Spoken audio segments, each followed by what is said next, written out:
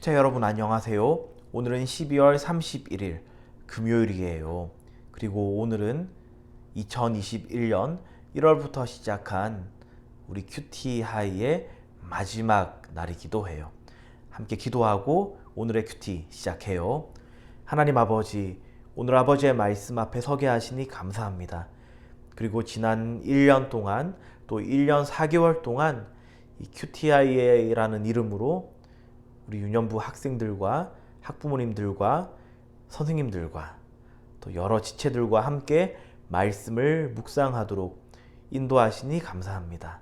이 말씀을 오늘 읽고 묵상할 때에 하나님께 기도하며 앞으로도 계속해서 이 말씀의 묵상과 또 말씀대로의 기도로 살아가는 저희 QTI 공동체 되도록 인도해 주세요.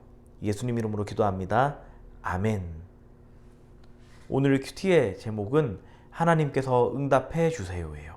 함께 읽을 본문은 야고보서 5장 13절 14절이에요.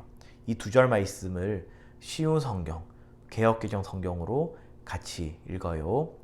여러분 가운데 고난당하는 사람이 있다면 기도하십시오. 병든 자가 있습니까? 교회 장로들을 불러 주님의 이름으로 그에게 기름을 바르며 그를 위해 기도하게 하십시오. 너희 중에 고난당하는 자가 있느냐? 그는 기도할 것이요. 너희 중에 병든 자가 있느냐? 그는 교회의 장로들을 청할 것이요. 그들은 주의 이름으로 기름을 바르며 그를 위하여 기도할지니라. 아멘. 여러분, 우리가 긴 시간 동안 큐티하이라는 이름으로 하나님의 말씀을 묵상해 왔어요.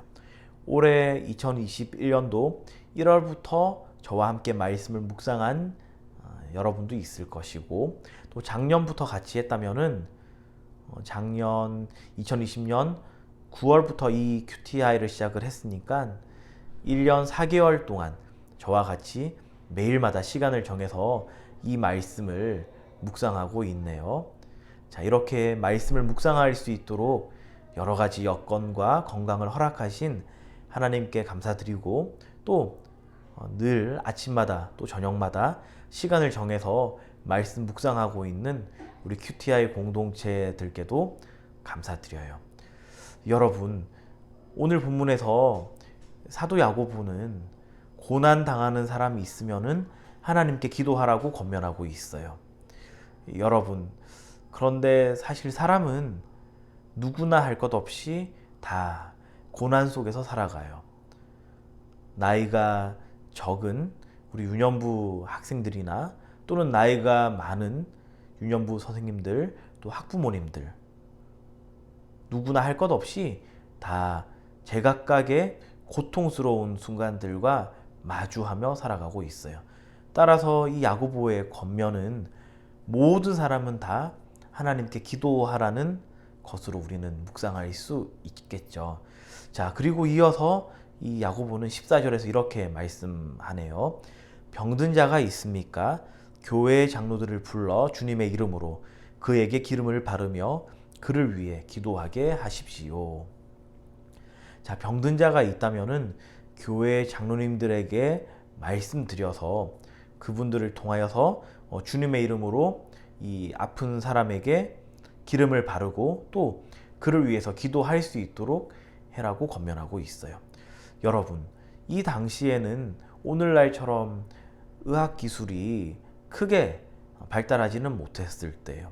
그렇기 때문에 이 공동체의 생활들을, 공동체의 상태를 점검하고 보살피는 장로님들이 있었거든요. 이 장로님들을 통하여서 이 아픈 환자들을, 환우들을 방문하여서 기름을 바르게 하고, 이 기름을 바르는 것은 여러 가지 의미가 있겠지만 한 가지 중요한 의미는 바로 이 세균의 번식을 막고 또 아픈 부위의 통증을 경감시켜주는, 감소시켜주는 역할을 했어요.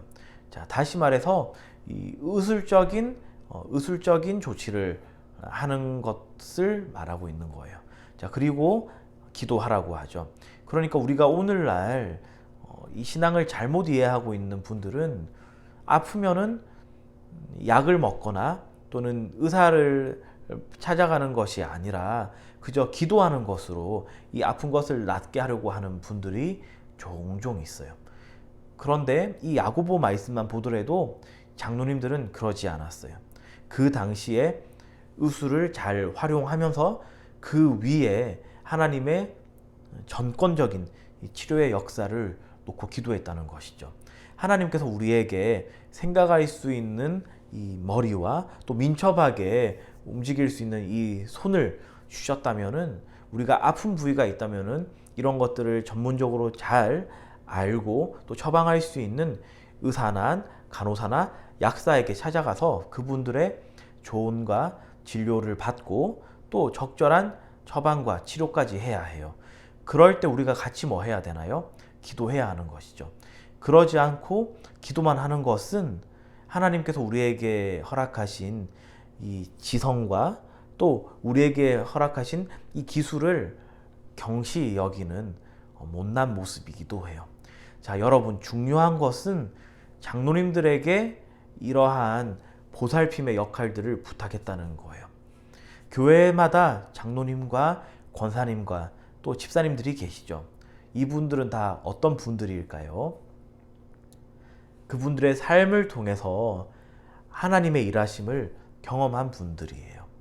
그렇기 때문에 이 교회 공동체가 건강하게 세워져 가고 또 유지되려면은 하나님을 경험한 여러 믿음의 어르신들이 많이 있어야 돼요.